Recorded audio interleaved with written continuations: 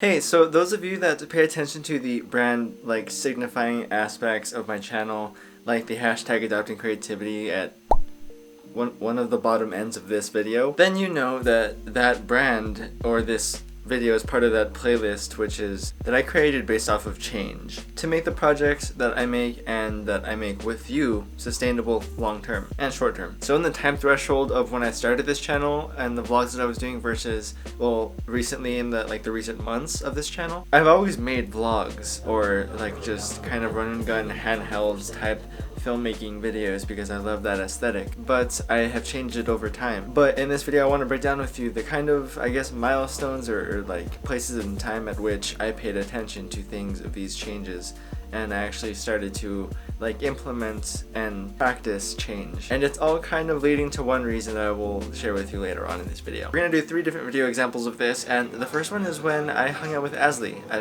don't know if you guys that watch these videos know who she is, but she's a friend that I've had for a few years. I met her in university. We were both pre-med at the time, and these are some clips when we went to the mall in the city beside mine, which is called El Paso, and well, apparently we just walked around. At this time of filming, it was very weird for me to capture footage and to compile it in a way that made sense. I was still trying to figure that out.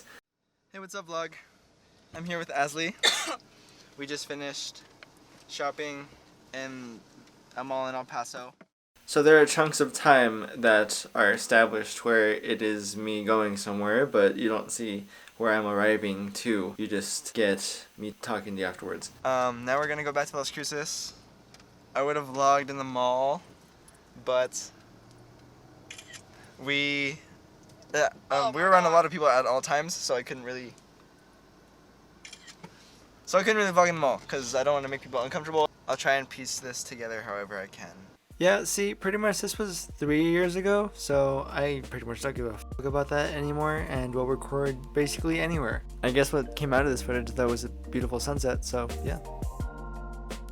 Asley, however, is great, and it's always a fun time hanging out with her. So even when I don't know what to say to the camera, it's always fun to put it in her face. I mean, things are different now, but yeah, we're going in time. No, I'm not gonna say that. I will just say like where we're going. I look so bad. I look so bad. I'll change the color. Hi. Hi. Hey, what's up? Hi, what's up, vlog? Where are we? We are Kane.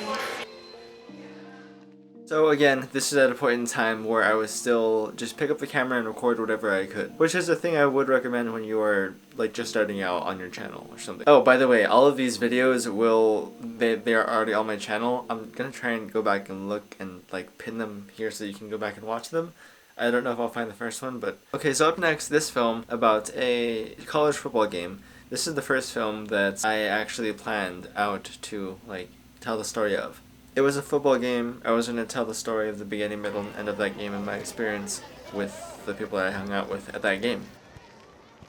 Pride is back here. That's awesome. Mark is in there somewhere. Hi, Mark. And then there's just a bunch of people in front of me right now.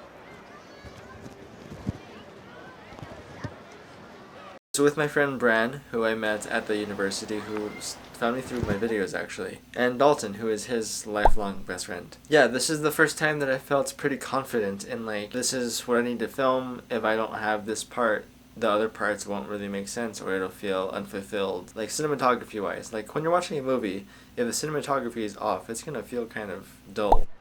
I did get a haircut actually. I was thinking that during your last video. And I was like, that's not how I look anymore. Now that did happen halfway through because we had to take Dalton home. But that didn't stop the video. The video still was successful and I enjoyed making it and I enjoyed hanging out with them. I just pieced together the story in a different way than I intended to that still worked. I used a voiceover instead of using live recorded footage. Yeah, this was a great experience because it was my first time tailgating. I'm not a person that goes to things like that often at all. Probably a really good person to record. I'm going to introduce you to Renee.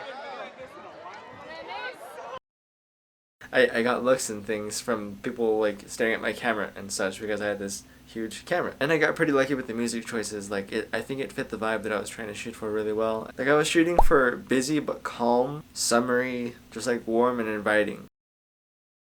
We are in I have never tailgated before. This is my first time tailgating. I'm stumbling on the corner, about to catch the last train home. Praised upon the Yeah, I know, Renee's really good. Renee's actually probably a really good person. I'm going to introduce you to Renee.